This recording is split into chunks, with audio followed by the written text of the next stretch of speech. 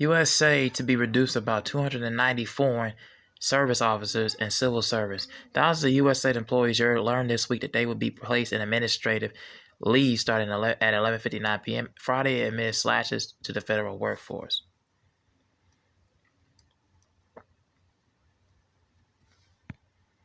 U.S. Agency of International Development is expected to reduce about 290 workers from more than 5,000 foreign service officers, civil service, and personal service contractors as it currently employs, according to the sources familiar with the plans. Most of the approximately 3,000 institutional support contractors have already been fired or furloughed, and the status of the approximately 5,000 foreign service nationals serving around the world is not yet clear.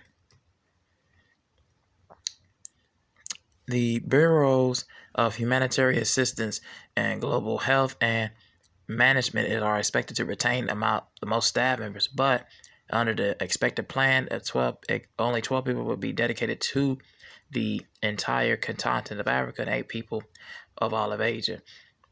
Europe, which all had a 600 dedicated employees, have been between both the field and Washington, D.C. offices last year, will now be served by just 10 people. Thousands of USAID employees learned that they would be placed on administrative leave starting at 11:59 p.m. Friday through a message placed on USAID this week.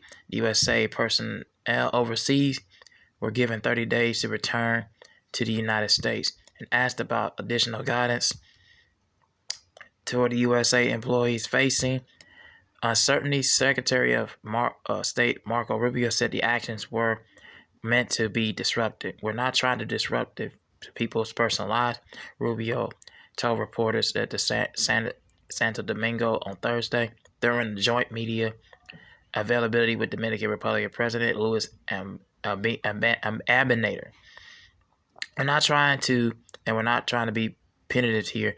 This is just the only way that we have been able to get cooperation from the USA. And he said exceptions would be made for employees within the extraordinary circumstances, saying that we didn't just win them all. We're willing to listen to those. The American Foreign Service Administration Union is representing 1,800 foreign service officers for working for the USAID, and the American Federation of Government Employees said that the Trump administration Thursday will allegedly efforts to dissolve the agency had generated through global humanitarian crisis by abruptly hating